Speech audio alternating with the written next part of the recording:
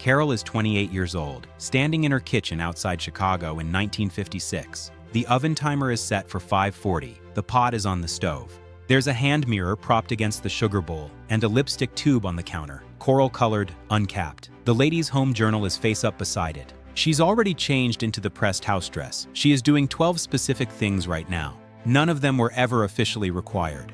By number 1, you'll understand why she did them anyway. Number 12, the freshen up rule. 15 minutes before he comes home, Carol changes clothes. Not because she's going anywhere. Not because the house dress she wore all day is dirty. Because a homemaking guide circulated in the mid-1950s put it plainly. Take 15 minutes to rest, touch up your makeup, put a ribbon in your hair, be fresh looking. He has just been with a lot of work-weary people. She cleans all day, she changes anyway. This instruction appeared in home economics textbooks taught to high school girls preparing for married life, not as a suggestion, as a standard. The soft sound of a zipper closing, the faint smell of talcum powder, the oven still ticking. These were the sounds of a woman making herself ready.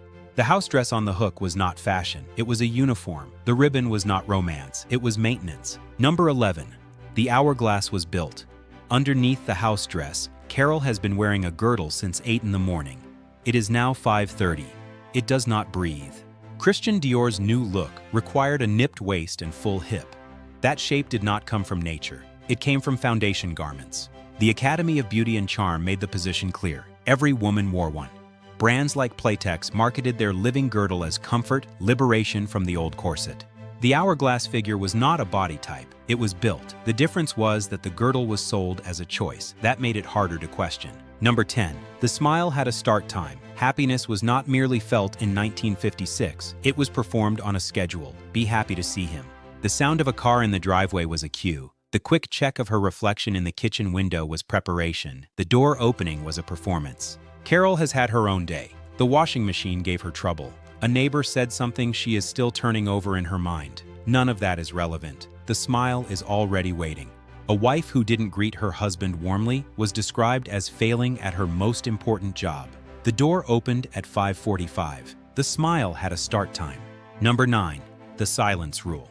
At 5:35, Carol turns off the dryer. The laundry is not finished. It can wait. Minimize all noise. The children quieted. The house still. The goal was helping him feel he has reached a haven of rest and order. The perfect home was supposed to look as if it had assembled itself. Number 8. His problems first. Can this marriage be saved? The advice was consistent.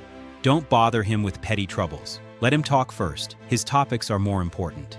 Your most important job is to build up and maintain his ego. Morale is woman's business. She hears the key in the door. The performance begins. Number 7. The rule at the dinner party. At the Petersons the week before, Carol's husband said something incorrect about the new development going up east of town. Carol knew the details.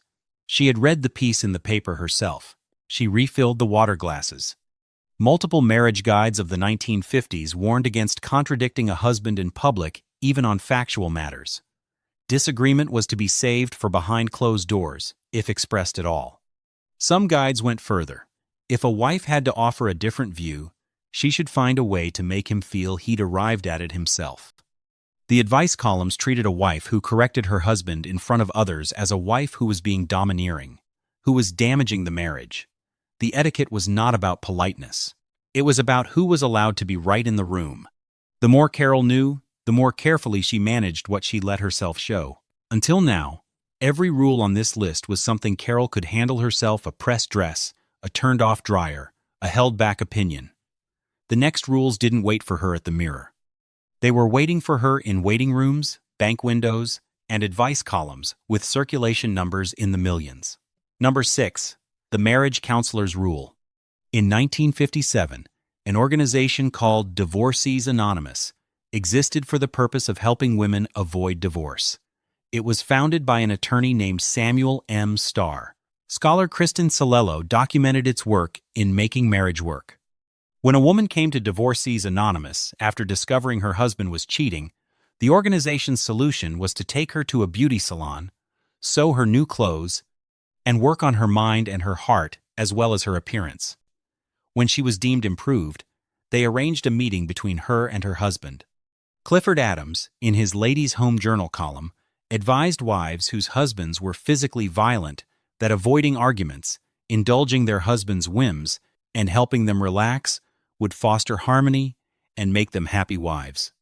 The stiff chair, the fluorescent light, the scratch of a pen on a notepad, the question that didn't sound like a question. What do you think you might have done to contribute to this? These were not fringe opinions. They were published by institutions with offices, credentials, and readership in the millions. Number 5. The name on the card. The credit card Carol uses to pay the household bills is addressed to Mrs. Richard Carroll.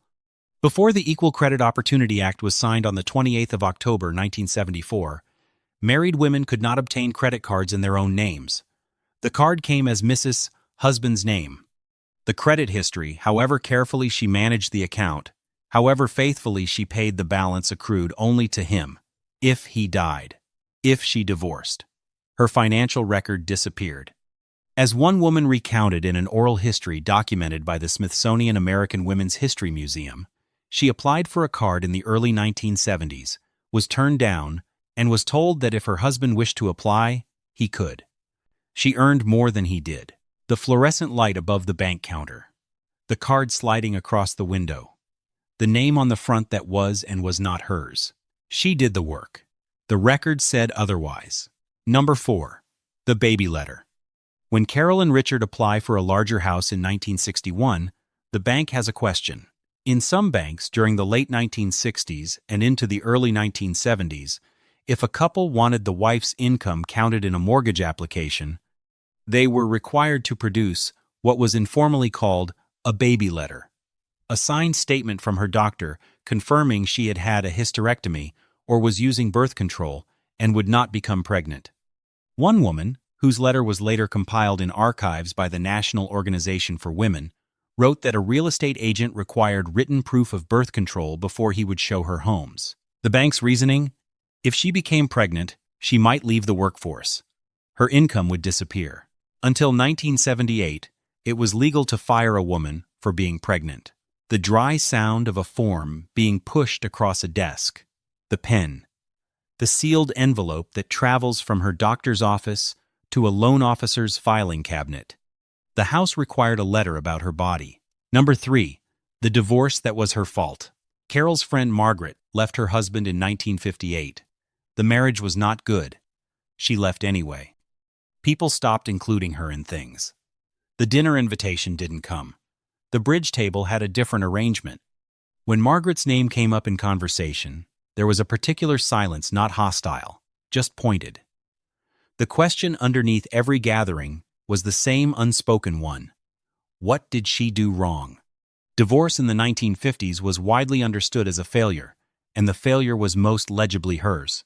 Marriage counselors like Paul Popenoe, who founded the American Institute of Family Relations and appeared regularly in national magazines, trained counselors to ask wives what they had done to make their husbands so unhappy, even in cases involving violence or infidelity. Every rule before this one had been partly aimed at this outcome. The dress, the smile, the quiet house, the refilled water glass, the unsaid opinion, the system had a clear exit. The exit cost everything. The empty chair at the bridge table. The invitation that didn't come. Number 2. Morale is woman's business. The Reverend Alfred Henry Tyrer wrote in Sex Satisfaction and Happy Marriage in 1951 that no single habit destroyed the happiness of homes more frequently than a wife asking for things which he called nagging. Dorothy Carnegie published How to Help Your Husband Get Ahead in 1953, making the case that a wife was responsible for her husband's professional success. Dr. William Josephus Robinson advised wives to wear pink undergarments to reduce the risk of a husband straying. Clifford Adams, in Ladies' Home Journal, gave the architecture its name. Your most important job is to build up and maintain his ego. Morale is woman's business.